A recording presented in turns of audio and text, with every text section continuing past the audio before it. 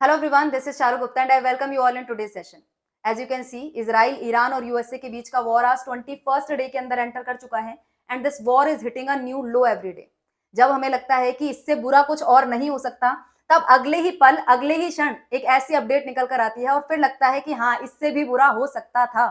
तो यहाँ पे हर दिन ऐसी ही खबर निकल कर आ रही है, चाहे वो सिविलियंस के ऊपर अटैक हो, चाहे वो ऑयल डिपोज पर, गैस फील्ड्स पर अटैक हो, चाहे वो अमेजोन के डेटा सेंटर्स पर अटैक हो, चाहे वो साउथ पार्स पर अटैक हो।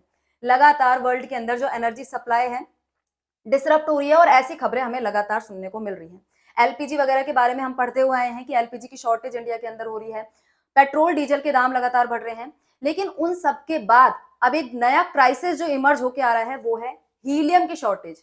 हीलियम आप सभी लोग बचपन से जानते हैं, बैलून्स के अंदर जो हीलियम भरी जाती है वही ये गैस है जिसको इस तरीके से बलून्स के अंदर भी भरा जाता है और काफी सारे और इसके उपयोग हैं। डिफरेंट सेक्टर में हीलियम के काफी ज्यादा स्ट्रेटेजिक यूजेस हैं और उसकी वजह से इसका जो क्राइसिस आता हुआ इमर्ज होता हुआ हमें दिखाई दे रहा है वो काफी ज्यादा चिंता का विषय है। किस तरीके से गैस काम करती है, फिलहाल के लिए इसकी शॉर्टेज क्यों हो रही है, कौन कौन से सेक्टर्स इससे प्रभावित होने वाले हैं और कौन कौन से ऐसे देश हैं जो कि हीलियम एक्सपोर्ट करते हैं, हीलियम को प्रोड्यूस करते हैं। इन सभी चीजों का डिस्कशन हम आज के सेशन में करेंगे और ये लगातार न्यूज बनते हुए जो आपको दिखाई दे रही है, आखिर क्राइसिस कितने बड़े हैं और हमारे जैसे आम लोगों पर इसका क्या इंपैक्ट हो सकता है, सभी चीजों की चर्चा हम आज के सेशन में करने वाले हैं। तो चलिए सेशन की शुरुआत करते हैं।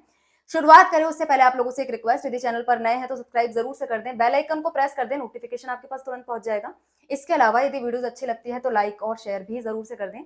अपनी जो भी ओपिनियन है, यदि आप लोग जानते हैं हीलियम के बारे में, हीलियम क्राइसिस के बारे में ऑलरेडी पढ़ चुके हैं, तो भी अपनी ओपिनियन जो है कॉमेंट बॉक्स में जरूर से बताकर जाएं। आते हैं आज के मुद्दे पर। देखो, इस तरीके से जो हीलियम गैस है ना, इसके क्राइसिस काफी ज्यादा आते हुए हमें दिखाई दे रहे हैं। सबसे पहले हीलियम गैस के बारे में ही थोड़ा सा देख लेते हैं कि किस तरीके की गैस है। देखो, कलरलेस गैस है, ओडरलेस गैस है, स्मेल इसके अंदर नहीं आती, इनर्ट गैस है और सेकंड लाइटेस्ट एलिमेंट है एनवायरमेंट के अंदर। हाइड्रोजन के बाद सेकंड लाइटेस्ट एलिमेंट हीलियम आता है। हम बचपन में टेबल के अंदर पढ़ते थे ना, hydrogen, helium, lithium, beryllium, boron, तो उन्हीं गैसेस में से एक है हीलियम गैस। ठीक है, और ये इस गैस की खासियत है कि है ना, ये रिएक्ट नहीं करती आसपास एनवायरमेंट के अंदर बाकी सारे एलिमेंट्स के साथ रिएक्ट नहीं करती, जिससे कि ये काफी ज्यादा सेफ हो जाती है यूजेस के लिए, इंडस्ट्रियल यूजेस के लिए।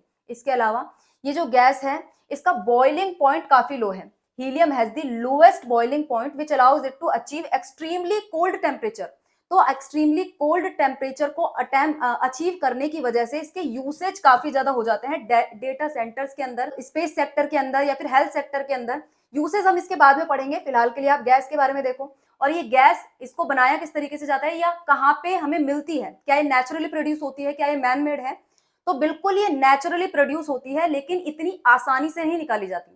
ये काफी जमीन के काफी अंदर जहां पे नेचुरल गैस मिलती है ना, काफी काफी सालों तक, सदियों सदियों तक रेडियो एक्टिव जो एलिमेंट्स होते हैं उनके डिके के बाद ये गैस प्रोड्यूस होती है। रेडियो एक्टिव एलिमेंट्स कौन से? जैसे थोरियम है, जैसे यूरेनियम है, उनका डिके होता है, वो टूटते हैं, उसके बाद इस गैस का बनना शुरू होता है जमीन के अंदर और काफी सदियों लग जाते हैं। जैसे हम देखते हैं ना कि कोयला बनने में काफी सदियों सदियों लग जाते हैं जमीन के अंदर, काफी सारी रिएक्शंस के बाद कोल निर्मित होता है। इसी तरीके से ये गैस है और इसको निकाला कैसे जाता है? देखो, निकालने के लिए इसकी एक्सट्रैक्शन प्रोसेस है कुछ इस तरीके से। जब एलएनजी निकलती है ना, लिक्विफाइड नेचुरल गैस, तो गैस की जब माइनिंग की जाती है तो गैस की माइनिंग के साथ साथ हीलियम की भी माइनिंग की जाती है। आप एक तरीके से ये समझ लीजिए, यहाँ पे इस तरीके से छोटे छोटे पॉकेट्स के अंदर ये हीलियम गैस क्या होती है, ट्रैप्ड होती है।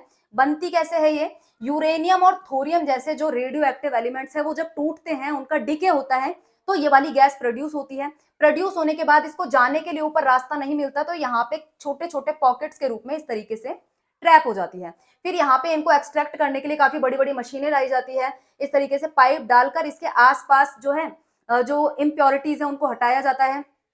जैसे हाइड्रोकार्बन हो गया, वाटर हो गया, CO2 हो गई, उन सबको हटा के इस गैस को क्या कर लिया जाता है, बाहर निकाल लिया जाता है। एलएनजी के साथ साथ जब लिक्विफाइड नेचुरल गैस निकाली जाती है उसके साथ साथ ही हीलियम की माइनिंग भी हो जाती है। नॉर्मली प्रोसेस इस तरीके का रहता है। फिर बाहर निकालने के बाद भी इसको क्या है, काफी ज्यादा प्योरीफाई वगैरह किया जाता है। तो ये पूरी एक प्रोसेस है, उसके माध्यम से इस हीलियम को निकाला जाता है।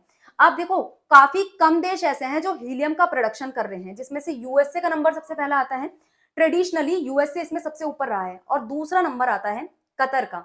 तो यहाँ पे आप समझ गए होंगे कतर को सुनते ही कि मिडिल ईस्ट के क्राइसिस की वजह से ये हीलियम का प्रोडक्शन कैसे प्रभावित हो रहा है, हीलियम की शॉर्टेज क्यों आ रही है। अब आप ये देखो कि हीलियम का यूज कहां कहां पर किया जाता है। सबसे पहला और सबसे इंपॉर्टेंट चीज, सेमीकंडक्टर बनाने के लिए हीलियम का यूज होता है। कैसे? सेमीकंडक्टर क्या है? It cools silicon wafers. मतलब यहाँ पे आप देखो जितने भी आप इसके यूसेज पढ़ोगे ना, उसमें मेजरली इसके यूसेज क्या आएंगे? पहली चीज तो ये रिएक्ट नहीं करती, जैसा कि हम ऑलरेडी पढ़ चुके हैं। दूसरा, ये काफी ज्यादा कोल्ड टेम्परेचर वहां पे मेंटेन कर देती है।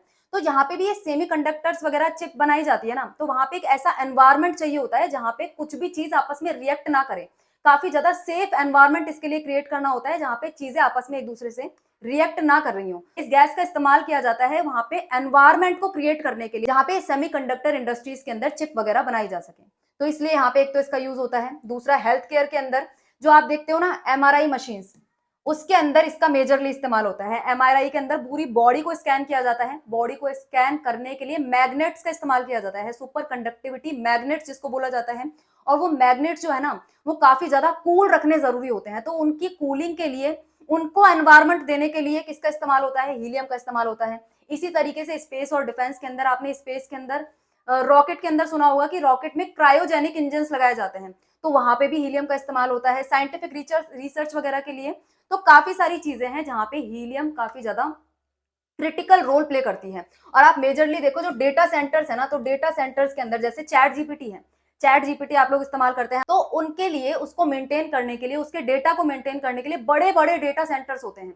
और उन डेटा सेंटर्स से काफी ज्यादा हीट निकलती है, और उस हीट को कूल डाउन करने के लिए, उसको बैलेंस बनाए रखने के लिए हीलियम का इस्तेमाल किया जाता है। मतलब यदि हीलियम यहाँ से निकल जाती है, हीलियम की शॉर्टेज हो जाती है, तो आपका पूरा एआई वाला industry, tech industry, electronic industry और उसके साथ साथ हेल्थ सेक्टर, स्पेस सेक्टर, सब चीजें प्रभावित होती हैं। ये ऐसी चीजें हैं जो हम अंदाजा नहीं लगा सकते कि काफी टाइम से जब सप्लाई स्मूथ चलती रहती है ना, तो हमें चीजों की इंपॉर्टेंस का अंदाजा नहीं होता। लेकिन जब इस तरीके से सप्लाई डिसरप्ट होने लगती है, तब हमें पता चलता है कि कौन सा देश है, कितना प्रोडक्शन कर रहा है, कहाँ पे सप्लाई की जा रही है, कौन सी इंडस्ट्री किस देश के ऊपर कितनी तरीके से निर्भर है। तो सारी चीजें यहाँ पर धीरे धीरे निकल कर आती है, जैसे ही किसी तरीके का डिसरप्शन सप्लाई के अंदर निकल कर आता है। अब देखो, why the world is running out of helium. क्या हो गया अचानक से? हीलियम इतनी इंपॉर्टेंट है, यूएसए के द्वारा बनाई जा रही है, कतर के द्वारा बनाई जा रही है, तो अचानक से ऐसा क्या हो गया कि हीलियम के क्राइसिस हमको देखने को मिल रहे हैं। तो यहाँ पे हुआ ये कि देखो, ईरान और इजराइल और यूएसए का वॉर चल रहा है, आप सभी को पता है। ईरान के द्वारा लगातार अटैक किए जा रहे हैं मिडिल ईस्ट के बेसिस पर। यूएसए और इजराइल के द्वारा ईरान के ऊपर अटैक किए जा रहे हैं। अब इसी अटैक के बीच में हुआ क्या कि इजराइल के द्वारा यहाँ पर अटैक किया गया। देखो यहाँ पे आपको दिखाई दे रही है, ये नेचुरल गैस फील्ड है। यहाँ पे ये ईरान है, ईरान के नीचे आपको दिखाई दे रहा है ये साउथ पार्ट्स है। और यहाँ साउथ पार्ट्स के अंदर ये देखो दो पार्ट्स हैं, ये गैस फील्ड के दो पार्ट्स हैं। ऊपर वाले हिस्से को साउथ पार्ट्स कहा जाता है और नीचे वाले हिस्से को नदन डोम या नदन फील्ड कहा जाता है। इसके ही दो नाम है, नदन फील्ड या नदन डोम, ठीक है। और ये जो गैस फील्ड है ना, ये वाली इतनी दो देशों के द्वारा मिलकर जॉइंटली रन की जाती है। एक तो है कतर, कतर का ही वाला हिस्सा है ये वाला, और ईरान का ऊपर वाला हिस्सा है ये वाला। ऊपर वाले हिस्से को साउथ पार्ट्स कहा जा रहा है जो कि ईरान का है, नीचे वाले हिस्से को नदन डोम या नदन फील्ड कहा जा रहा है जो कि कतर का है। अब इजराइल ने क्या किया, इजराइल ने ईरान के साउथ पार्ट्स वाले हिस्से पर स्ट्राइक कर दी। ईरान के साउथ पार वाले हिस्से पर स्ट्राइक करोगे तो यहाँ पे क्या प्रोड्यूस की जाती है? LNG, liquefied natural gas. और लिक्विफाइड नेचुरल गैस के साथ ही क्या उत्पन्न होता है? हीलियम। तो यहाँ पे सबसे पहले इजराइल के द्वारा यहाँ अटैक किया गया। लेकिन अगेन यहाँ पे जो अटैक हुआ था ना, उससे वर्ल्ड सप्लाई को इतना ज्यादा इफेक्ट नहीं पड़ा, क्योंकि ईरान जो जितना भी प्रोड्यूस करता है हीलियम को, वो डोमेस्टिकली कंज्यूम हो जाता है। लेकिन फिर बारी आई इसकी, नदन फील्ड्स की। जब ईरान के साउथ पार्ट्स पर अटैक किया गया तो ईरान ने उल्टा अटैक किया, बदले की कार्रवाई की। किसके ऊपर? नदन डोम के ऊपर ईरान के द्वारा अटैक किया गया। और नदन डोम के ऊपर जैसे ही अटैक होता है तो यहाँ पे जितनी भी लिक्विफाइड नेचुरल गैस प्रोड्यूस होती है और जितना भी हीलियम प्रोड्यूस होता है, वो पूरे वर्ल्ड में एक्सपोर्ट किया जाता है, पूरे वर्ल्ड के अंदर उसकी सप्लाई की जाती है। इवन आप देखो कि Qatar is second largest exporter of helium in the world. तो यहाँ पर काफी बड़ा धक्का, एक तरीके से आप कह सकते हो, ग्लोबल सप्लाई को, ग्लोबल इकोनॉमी को कतर के नदन डोम पर अटैक होने से हुआ है। हालांकि नुकसान यहाँ पर साउथ पार्ट्स पर अटैक होने से भी हुआ है, लेकिन उससे वर्ल्ड को उतना इंपैक्ट नहीं हुआ। जैसे ही नदन फील्ड्स पर अटैक होता है, पूरा वर्ल्ड इससे इंपैक्ट होने वाला है। और आप देखो कि अब तक क्या हो रहा था, जब यहाँ पे ना स्ट्रेट ऑफ हॉर्मुज को ब्लॉक किया जा रहा था, तो दिक्कत ये थी कि है ना, पासेज नहीं प्रोवाइड हो पा रहे। सब प्रोडक्शन हो रहा है, सप्लाई हो रही है, सब चीजें बन रही है, सब चीजें सही है, लेकिन केवल यहाँ से पासेज की दिक्कत है, एक्सपोर्ट होने की दिक्कत है। लेकिन जब इन फील्ड्स के ऊपर डायरेक्ट अटैक किया जाता है तो उससे प्रोडक्शन की दिक्कत निकल के आने लग जाती है, क्योंकि यहाँ पे जिस तरीके से फैसिलिटीज को डायरेक्ट अटैक किया जा रहा है तो सीधे सीधे यहाँ पर ये जो पूरा इंफ्रास्ट्रक्चर है पूरा क्षतिग्रस्त हो जाएगा और इसको ठीक करने में आने वाले समय में काफी ज्यादा टाइम लगने वाला है। इवन यदि आज भी ये इजराइल, ईरान और यूएसए का वॉर बंद हो जाता है, मिडिल ईस्ट एस्केलेशन बंद हो जाता है, तो भी प्रोडक्शन को वापस से रन करने में, सप्लाई को वापस से शुरू करने में काफी ज्यादा टाइम लगेगा। एटलीस्ट 2 से 3 महीने का समय तो यहाँ पे मिनिमम लगने वाला है। और आप देखो कि ये जो हीलियम है ना, हीलियम की शेल्फ लाइफ लगभग 30 से 45 डेज होती है। तो इससे ज्यादा यदि समय लगता है तो हीलियम की सप्लाई को काफी ज्यादा नुकसान यहाँ पर होने वाला है। आई होप आपको समझ में आ रहा है कि साउथ पार्ट्स पर और नदर्न फील्ड्स पर अटैक करने का रेपरकशन यहाँ पे क्या निकल कर आ रहा है। और देखो कतर के अंदर जो फील्ड थी ना, जिसमें हमने बात की कतर की जो नदर्न डोम फील्ड है, जिसको कतर के द्वारा मैनेज किया जाता है, उसके अंदर रास लफेन नाम से एक एलएनजी फैसिलिटी है जिसको ईरान के द्वारा अटैक किया गया है। और उसके अटैक करने के बाद जो कि ये रास लफेन है ना 20% of the world LNG supply करती है और यहीं से ही हीलियम का प्रोडक्शन भी किया जाता है और हीलियम को भी एक्सपोर्ट किया जाता है। तो यहीं से ही अब दिक्कतें आनी शुरू हो गई है, हीलियम के क्राइसिस आने यहाँ पर शुरू हो गए, क्योंकि आप देखो कि हीलियम के प्रोडक्शन में सबसे पहला नंबर ट्रेडिशनली यूएसए का आता है, उसके बाद कतर का ही नंबर आता है। और उसके बाद आप देखो कि काफी ज्यादा जो बाकी के एक्टर्स है ना, यूएस चाहे रशिया है, अल्जीरिया है, कनाडा है या फिर चाइना, पोलैंड जैसे देश हैं, ये काफी कम मात्रा में प्रोडक्शन करते हैं। मेजरली 70 to 80% प्रोडक्शन केवल और केवल यूएसए और कतार के द्वारा किया जाता है। तो यूएसए का प्रोडक्शन अभी फिलहाल के लिए इंटैक्ट है, लेकिन कतर जो कि वर्ल्ड का 1/3 एनर्जी सप्लाई कर रहा है, वर्ल्ड का 1/3 हीलियम सप्लाई कर रहा है, तो डेफिनेटली यहाँ पे आने वाले समय में दिक्कतें काफी ज्यादा बढ़ेंगी यदि इसी तरीके से इस जो क्रिटिकल इंफ्रास्ट्रक्चर है उसको हिट किया जाता रहा तो। अब मेजर कॉन्सिक्वेंस हम ऑलरेडी बात कर चुके हैं कि किन किन चीजों पर इफेक्ट पड़ने वाला है, जैसा कि हमने डेटा सेंटर्स की बात की, सेमीकंडक्टर इंडस्ट्री की बात की। और आप देखो कि सेमीकंडक्टर इंडस्ट्री कहाँ कहाँ पे सबसे ज्यादा काम करती है। आपको सबसे पहले 2-3 देशों के नाम दिमाग में आएंगे, जिसमें से सबसे पहला ताइवान का नाम आता है, साउथ कोरिया का नाम आता है। यहाँ पे जितनी भी सेमीकंडक्टर इंडस्ट्रीज काम करती है उसमें चिप्स का निर्माण होता है, जो कि हमारे इलेक्ट्रॉनिक्स में डे टू डे इस्तेमाल के लिए यूज किए जाते हैं। उन सभी सेमीकंडक्टर इंडस्ट्रीज के अंदर हीलियम एक काफी ज्यादा क्रिटिकल रोल प्ले करती है, क्योंकि जैसे कि हमने बात की डेटा सेंटर्स को कूल रखना होता है, चिप मैन्युफैक्चरिंग के लिए एक कंटेमिनेशन फ्री एनवायरनमेंट क्रिएट करना होता है।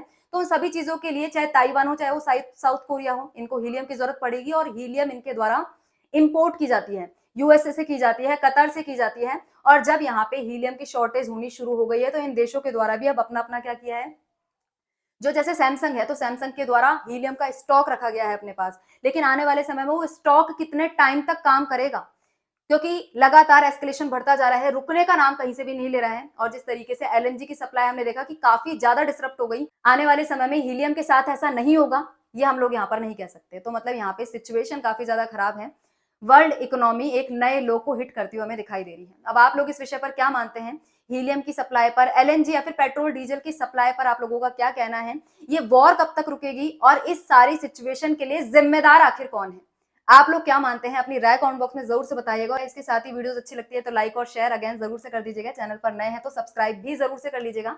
आज के सेशन में इतना ही, मिलते हैं किसी और नए मुद्दे के साथ नई वीडियो में। जय हिंद, जय भारत।